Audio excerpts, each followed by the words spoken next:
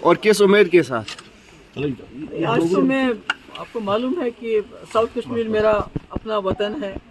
اور بجبیارہ میرا آبائی گھر ہے یہاں، اور یہاں میرے والد کے جو ہے ان کا مزار بھی ہے. تو جب بھی دل تنگ ہو جاتا ہے اور مشکلیں آتی ہیں تو میں یہاں آتی ہوں اور ان کی یہاں فاتح پڑھتی ہوں. انڈیا ٹی وی مون پر اور ابھی تو اس کو میں نہیں کہہ سکتی کہ میں نے کوئی آغاز کیا ہے کمپین کا، مگر ضرور اپنے والد کو اپنے دل کا حال سنانے آئی ہوں. جی حال سنایا، کیونکہ جب بھی ہمارے چیلنجز تھے جموں کشمیر میں 96 سے لے کے جو میں نے اپنا سفر شروع کیا تو میرے والد میرے ساتھ ہوتے تھے. جی آج میں بہت بڑے بڑے چیلنجز کا، میں نہیں پورا جموں کشمیر بہت ہی چیلنجز کا وہ فیس کر رہا ہے، اور ایسے میں جو ہماری سرزمین ہے جس کے اوپر ہمیں فخر ہے، جس کو دنیا میں جنت بے نظیر کہا جاتا ہے، تو آج اسی سرزمین ہمارے تشخص، ہماری شناخت کے اوپر خطرناک قسم کے بادل منڈلا رہے ہیں. جی تو اس کا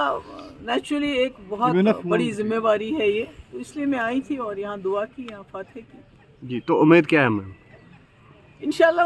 میری امید تو میرے لوگ ہیں، جی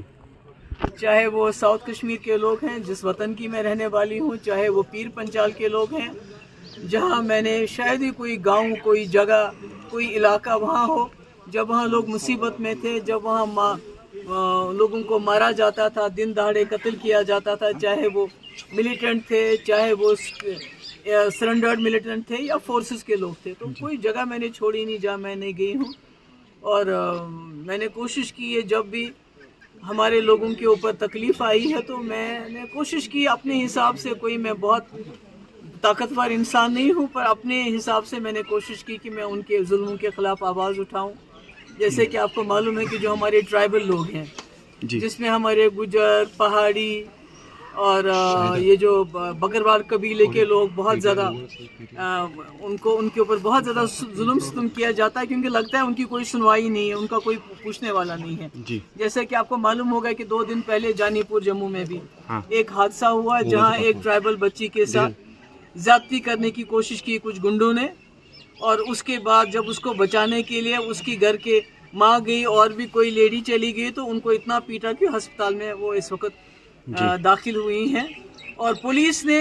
ایف آئی آر درج کرنے کے بجائے وہ کاؤنٹر ایف آئی آر دینا چاہتے ہیں. تو میں سمجھتی ہوں یہ ساری مشکلات، یہ سارے جو ظلم ہے اس کے خلاف میں نے وقتاً فوقتاً میرے پاس کیا ایک آواز ہی ہے وہ اٹھائی ہے. تو میں سوچتی ہوں کہ جموں کشمیر کے لوگ بالخصوص جو میرے اپنے وطن کے لوگ ہیں، میرے غلام شاہ پادشاہ رحمۃ اللہ علیہ کے علاقے کے لوگ ہیں، وہ اس بات کی قدر کریں گے اور مجھے میری آواز کو طاقت دیں گے. غلام نبی آزاد ہے، وہ کمپٹیشن کیسا دیکھ رہے ہیں آپ؟ دیکھیے یہ تو اس میں تو جمہوریت میں تو کوئی بھی کسی کے ساتھ کمپیٹ کر سکتا ہے، آپ تو کسی کو روک نہیں سکتے ہیں، وہ تو چلتا رہتا ہے. لیکن اننت ناگ راجوری کو ہی اتنا ہارڈ کیوں بنایا گیا؟ ہر کوئی دیکھیے جو ہے آپ کو معلوم ہے کہ 2019 کے بعد سب سے بڑی نشانہ اگر کسی کو بنایا تو پی ڈی پی کو بنایا. کس طرح اس کو توڑا گیا، کس طرح ہمارے لیڈروں کو کچھ کو لالچ دے کے کچھ کو بلیک میل کر کے نکالا گیا، پارٹی توڑ دی گئی. تو آج جب محبوبہ مفتی میدان میں آتے، کیونکہ 2019 سے میں نے کوشش کی ہے ان کے ظلم کے خلاف آواز اٹھانا، اس کے لیے بہت سی مجھے اذیتیں سہنی پڑی، میرے گھر والوں کو سہنی پڑی، اور مگر میں اپنی بات پہ قائم رہی. تو ان کو لگتا ہے کہ اگر یہ آواز پارلیمنٹ میں پہنچے گی تو شاید وہاں بھی ان کے لیے مشکلیں پیدا ہوگی، اور شاید جو جموں کشمیر کے اصلی حالات ہیں، خالی جموں کشمیری میں لداخ کی بات بھی کرتی ہوں کہ جو اصلی حالات ہیں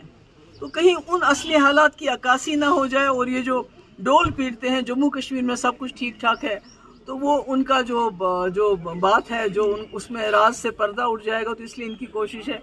جتنا بھی ہو سکے محبوبہ مفتی کو پارلیمنٹ سے باہر رکھا جائے. بہت بہت شکریہ.